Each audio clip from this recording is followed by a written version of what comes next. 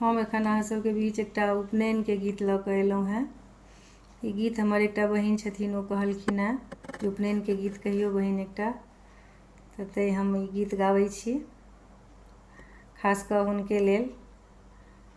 तऽ सुनू अहाँ सब, केहन लागत से अहूँ सब बताएब। बनहि में मुंगिया जनमी गेल, बनहि तरी गेल हे। बनहि में मुंगिया जनमी गेल, बनहि तरी गेल हे।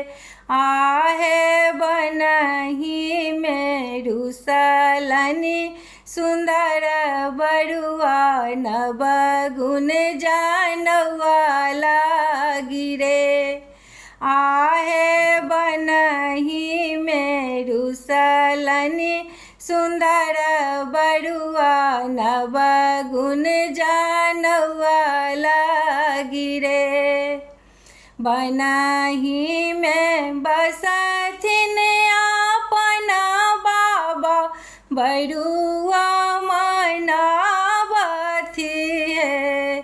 बनहि में बसथिन अपना बाबा, बरुआ मनावथि हे।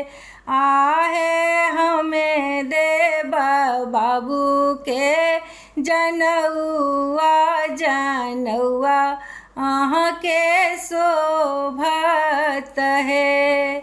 आहे हमें देव बाबू के जनौआ, जानौआ अहाँ के शोभत है।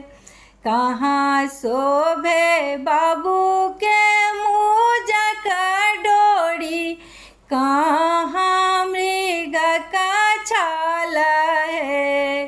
कहाँ शोभे बाबू के मुजक डोरी, कहाँ मृग का छाल है।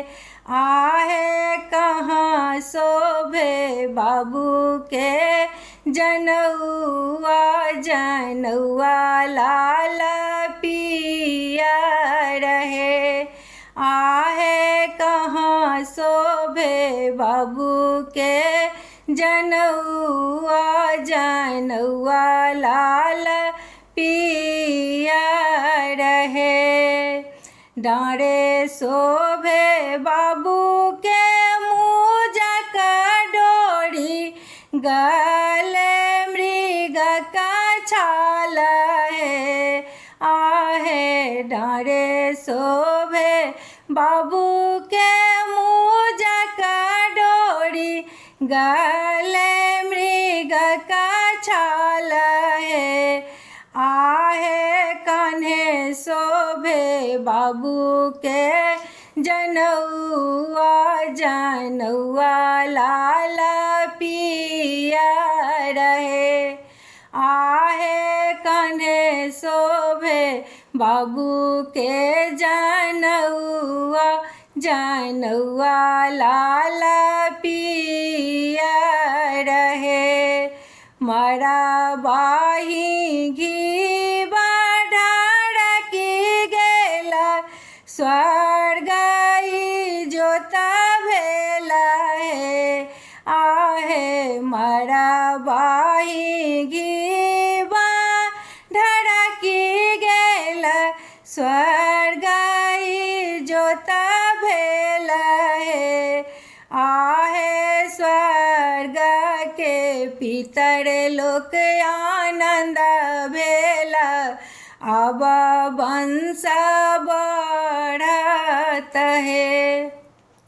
आहे स्वर्ग के पितर लोक आनंद भेल, अब वंश बढ़त है।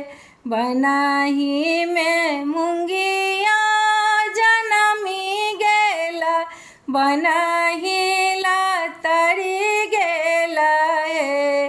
आहे बनहि में रुसलनि सुंदर बरुआ नव गुण जानवा लागी है।